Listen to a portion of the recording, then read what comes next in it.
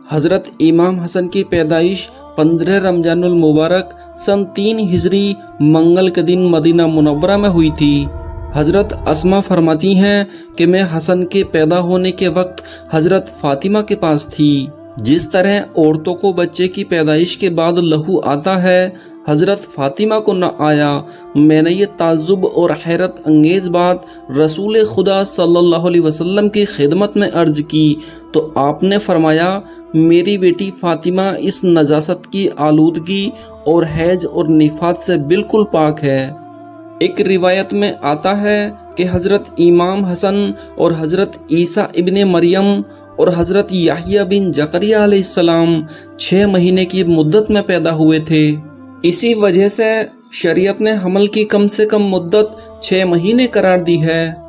حضور نبی کریم صلی اللہ علیہ وسلم مسجد نبوی کے صحن میں تشریف فرما تھے، تبھی حضرت اسما نے آپ کو حضرت امام حسن کی ولادت کی خوشخبری سنائی۔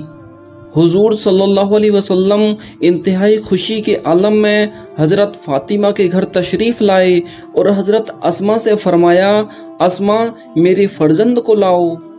حضرت اسما نے شہزادہ بطول کو زرد رنگ کے کپڑوں میں لپیٹا اور آپ کی آغوش رحمت میں دے دیا۔ حضور صلی اللہ علیہ وسلم نے شہزادے کے جسم پر زرد رنگ کا کپڑا دیکھا تو فوراً اس کپڑے کو ہٹا دیا اور حضرت اسما سے فرمایا، میرے شہزادے کو زرد رنگ کے کپڑوں میں نہ لپیٹا کرو۔ چنانچہ حضرت اسما فوراً سفید کپڑا لے آئیں اور شہزادے کو اس سفید کپڑے میں لپیٹ کر بارگاہ رسالت میں پیش کر دیا۔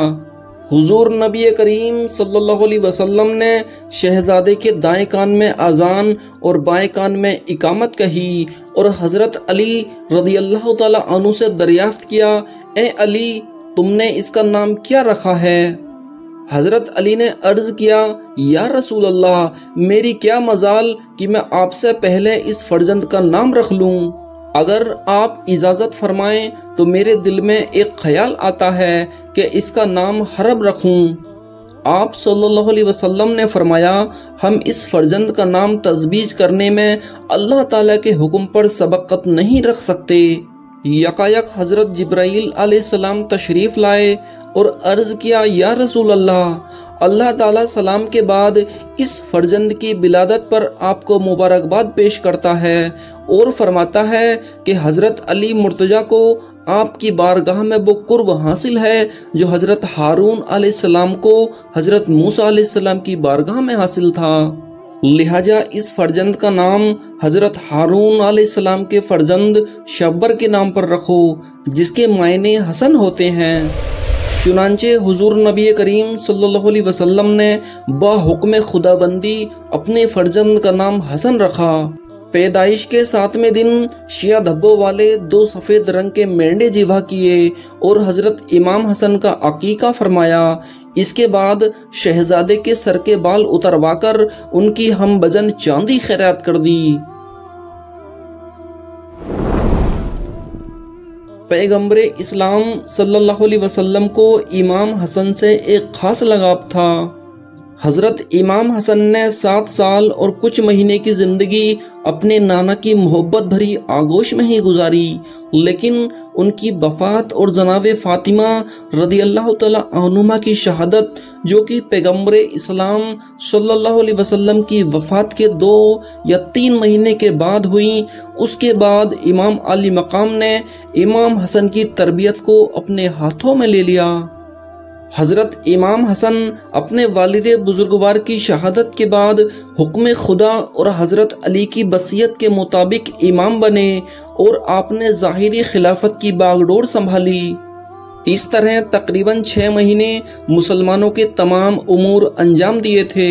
اسی دوران معاویہ، جو حضرت علی اور خاندان علی کا سخت دشمن تھا اور برسوں سے خلافت کے لیے خون عثمان کا بہانہ لے کر اور آخر میں خلافت کے دعوے دار کے روپ میں کھل کر جنگ کی تھی، عراق جو کہ امام حسن کی خلافت کا سینٹر تھا، وہاں اس نے ایک فوج تیار کی اور جنگ شروع کر دی۔ حضرت امام حسن اخلاقی، جسمی اور بزرگی کے اعتبار سے اپنے نانا کی طرح تھے۔ آپ کے حلیے کی تعریف لوگوں نے اس طرح سے کی کہ آپ کے رخسار مبارک سرخی مائل آنکھیں، سیاہ گھنی داڑھی اور بال کالے، گردن لمبی، جسم مناسب، بازو چوڑے، ہڈیاں مضبوط، قد درمیانہ، نقش و نقوش جاذب، خوبصورت اور چہرہ پرکشش تھا۔ حضرت امام حسن کمالات انسانی میں اپنے باپ کی نشانی اور اپنے نانا کے کامل نمونہ تھے۔ جب تک پیغمبر اسلام صلی اللہ علیہ وسلم زندہ تھے، امام حسن اور امام حسین کو اپنے پہلوؤں میں بٹھاتے، کبھی اپنے کاندھوں پر سوار کرتے تو کبھی چومتے اور گلے سے لگاتے تھے۔ حضرت امام حسن نے 25 مرتبہ پیدل حج کیا، اس طرح سے کہ گھوڑے کی لگام آپ کے ہاتھوں میں ہوتی تھی۔ جب بھی موت اور قبر کو یاد کرتے بے ساختہ روتے، روز حساب کو یاد کرتے تو بے ساختہ چینک اٹھتے اور بے ہوش ہو جایا کرتے تھے۔ جب وضو کرتے اور نماز کے لیے کھڑے ہوتے تو بدن کانپنے لگتا اور رنگ زرد ہو جایا کرتا تھا۔ 3 بار اپنی ساری جائیداد کو اللہ کی راہ میں خیرات کر دیا اور 2 بار اپنا حق لوگوں پر معاف کر دیا تھا۔ مختصر یہ کہ حضرت امام حسن اپنے زمانے کے عابد ترین اور شریف ترین لوگوں میں سے تھے۔ امام کی فطرت و طبیعت میں انسانیت کے بہترین نمونے پائے جاتے تھے۔ جو بھی انہیں دیکھتا ان کے کاموں پر فدا ہو جاتا تھا، جو بھی آپ سے ملاقات کرتا تھا آپ کا شیدائی ہو جاتا تھا، جو بھی آپ کا خطبہ سنتا چاہے دوست ہو یا دشمن، خطبہ ختم ہوتے ہوتے آپ کے چاہنے والوں میں شامل ہو جاتا تھا۔ ایک بار حضرت امام حسن مکے کے راستے میں گھوڑے سے نیچے اتر کر پیدل چلنے لگے تو قافلے کے تمام لوگوں نے پیدل چلنا شروع کر دیا، یہاں تک کہ سعد ابن ابی وقاص بھی پیدل ہو کر آپ کے ساتھ ساتھ چلنے لگے۔ ابن عباس جو کہ امام حسن اور امام حسین سے بڑے تھے، گھوڑے کی لگام تھامے ہوئے فخر سے یہ کہتے چلے جا رہے تھے کہ یہ اللہ کے رسول صلی اللہ علیہ وسلم کے بیٹے ہیں۔ اس شان و مرتبے کے باوجود ان کی سادگی کا یہ عالم تھا کہ ایک دن آپ ایک غریب بستی سے گزر رہے تھے۔ کچھ لوگ جو زمین پر بیٹھے ہوئے تھے ان کے سامنے روٹیوں کے کچھ ٹکڑے زمین پر رکھے ہوئے تھے۔ ان لوگوں نے جب آپ کو دیکھا تو کہا، اے نبی کے لال، کیا آپ ہمارے ساتھ کھانا پسند کریں گے؟ آپ فوراً گھوڑے سے اترے اور فرمایا، اللہ تکبر کرنے والوں کو کبھی پسند نہیں کرتا، اور ان کے ساتھ کھانے میں شریک ہو گئے۔ اس کے بعد آپ نے ان لوگوں کو اپنے گھر آنے کی دعوت دی اور آپ نے ان کے کھانے کا انتظام بھی کیا اور ان کے لباس کا بھی انتظام کیا۔ اس کے علاوہ جس وقت وہ وحشت ناک واقعہ پیش آیا جس میں حضرت علی کے مبارک سر پر تلوار لگی اور آپ نے امام حسن کو حکم دیا کہ بیٹا تم نماز پڑھاؤ، اور میں نے اپنی زندگی کے آخری وقت میں آپ کو اپنا جانشین قرار دیا، اے میرے بیٹے، میرے بعد تم میرے جانشین ہو اور میرے خون کا انتقام لینے والے ہو۔